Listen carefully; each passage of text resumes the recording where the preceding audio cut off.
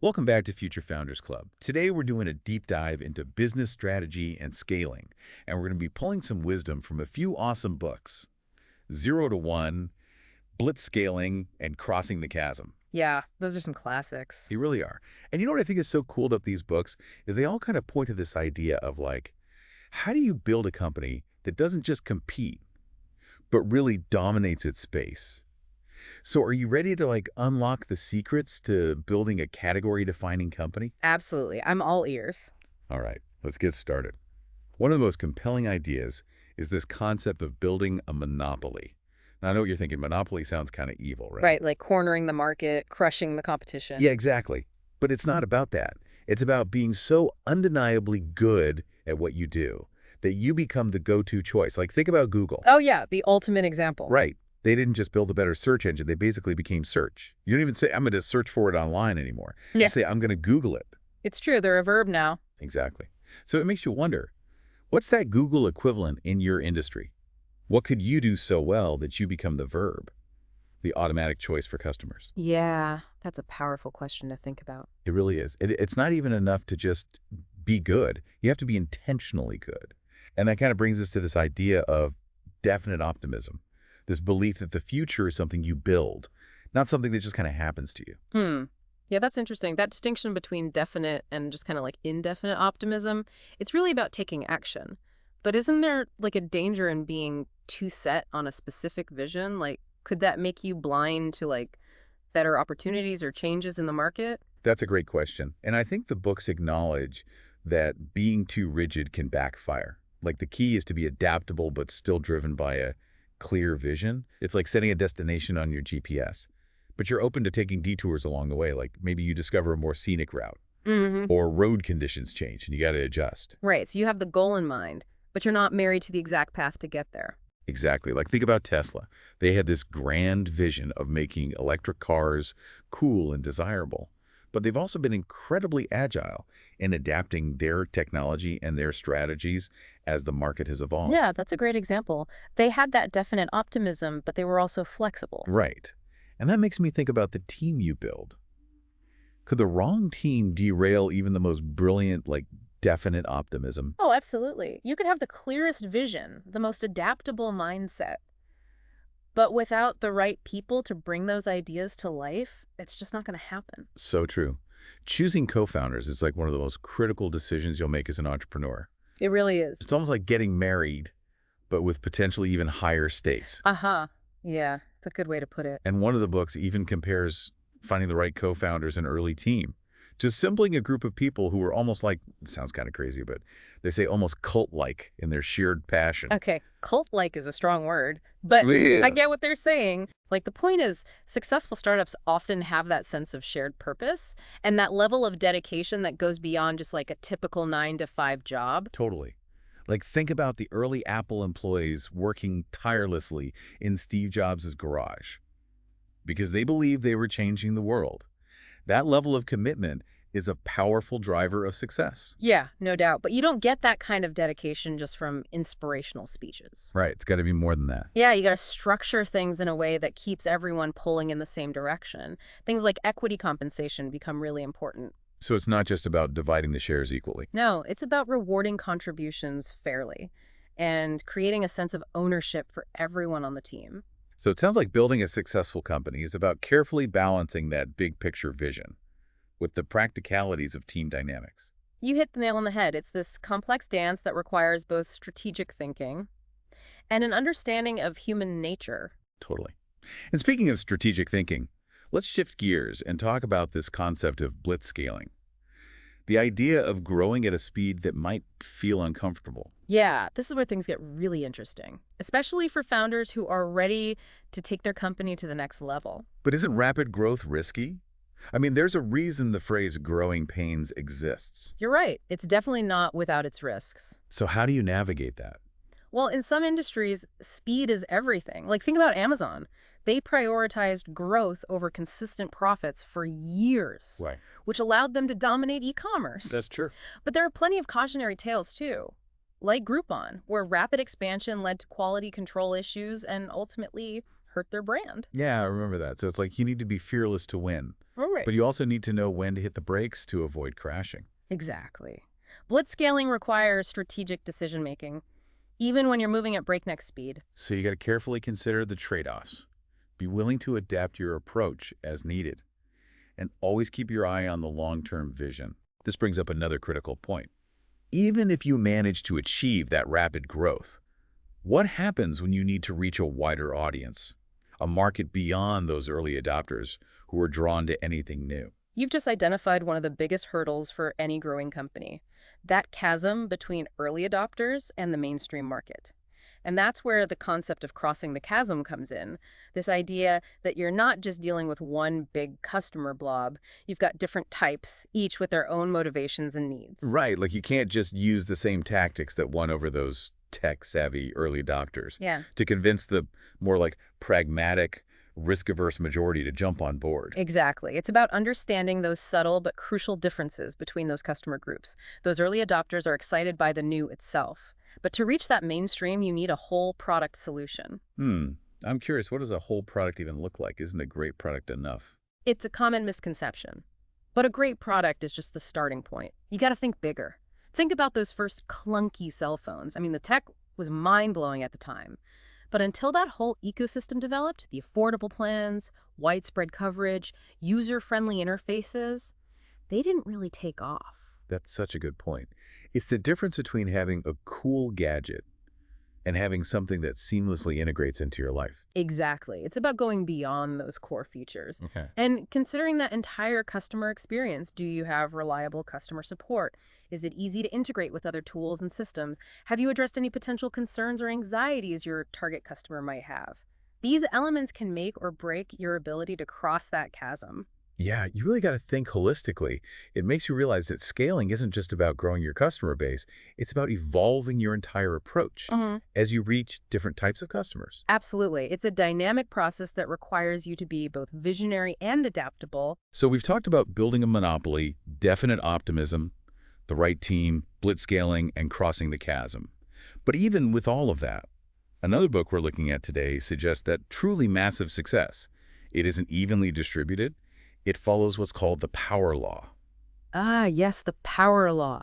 It's a fascinating concept. It sounds kind of intimidating, though. What does that actually mean in the context of building a business? Well, essentially, it means that a small number of companies end up reaping the vast majority of the rewards. Think about it. There are countless social media apps out there, but only a handful have become like household names. Right, like Facebook, Instagram, TikTok. Exactly. It's kind of like the Pareto principle, that 80-20 rule, but applied to the entire startup landscape. So it's not just about working hard. It's about finding that area where the potential for outsized success is like baked into the equation. Precisely. It's about being strategic in choosing the right market, the right problem to solve, and the right timing.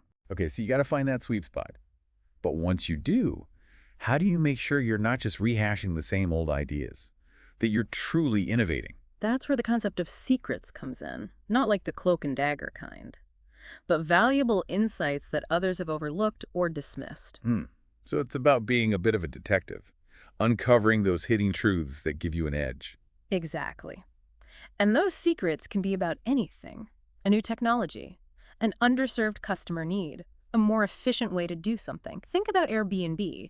They tapped into this secret that people were willing to share their homes with strangers. Wow, that's a great example. It's like uncovering this hidden vein of gold that everyone else has just walked right past. And that brings up another critical element: funding. How do you convince investors that you've struck gold, and not just fool's gold? That's where understanding the world of venture capital comes in. VCs are looking for companies that have the potential for exponential growth, the companies that could become the next Google or Amazon. So it's not just about having a good idea. It's about convincing them that you have the potential to create something truly massive. Absolutely. You need to have a compelling story, a clear understanding of your market, and a plan for achieving that explosive growth. Casey, you got to paint that picture for them. You do. And this might seem obvious, but even the most groundbreaking product needs to be marketed and sold. Right. There's this myth in the tech world that great products sell themselves. But that's not how it works in the real world. Nope. Even the best ideas need a voice. You got to craft that compelling narrative that resonates with your target audience. So marketing isn't just about shouting your message from the rooftops. It's about understanding your customer, identifying the right channels, and communicating the value of your product in a way that compels them to take action. And remember, not all customers are created equal. Exactly. Back to those different customer types we discussed earlier. Right. You got to tailor your message. You need to tailor your marketing message to each specific group. What excites an early adopter might totally turn off a more pragmatic customer. So it's like speaking different languages depending on who you're talking to. It is. Fascinating. And once you've got your message out there, you need to build a company culture that can actually execute on that vision. Absolutely. A strong company culture can be a powerful driver of success. How so?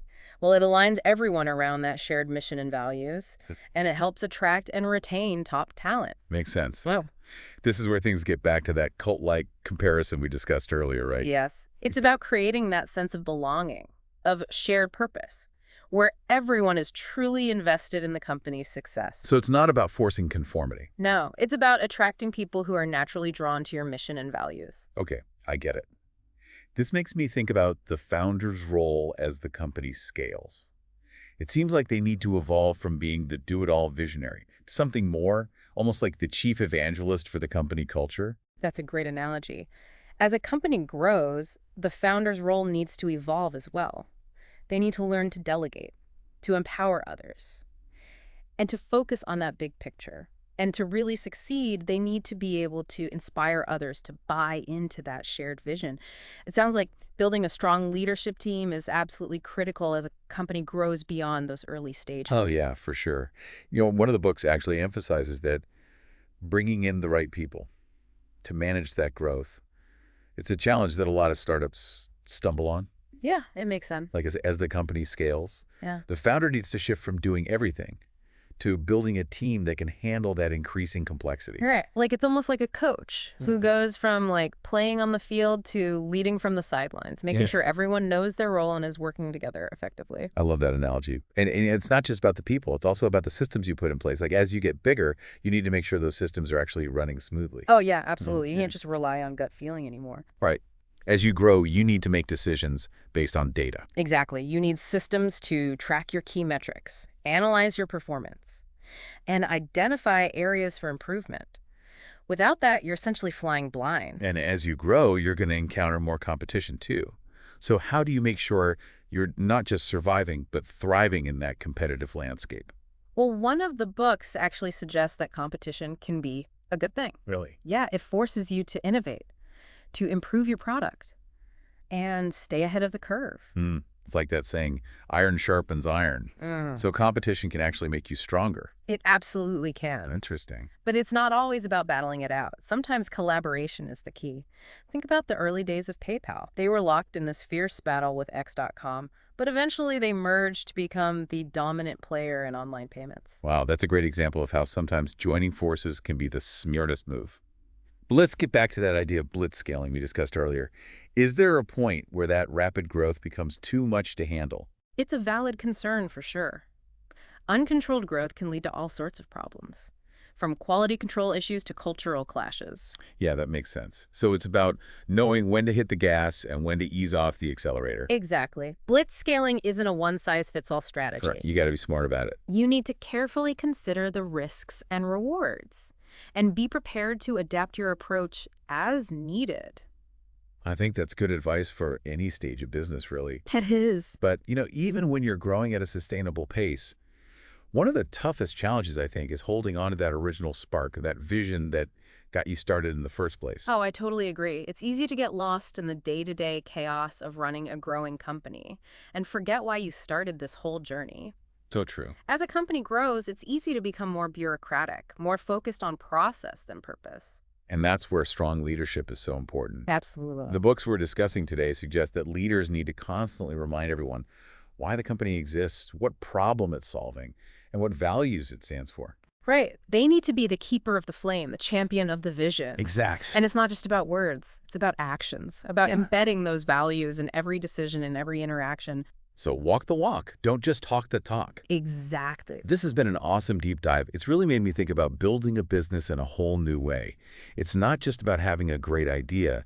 It's about strategy, team building, understanding your customers, Yeah. and constantly adapting and evolving. It's a complex and challenging journey for sure, but also incredibly rewarding. And I think the insights from these books, they can provide a roadmap for success, helping you navigate the twists and turns along the way. Absolutely. Yeah. So to all you future founders out there, keep learning, keep experimenting, and keep pushing the boundaries of what's possible.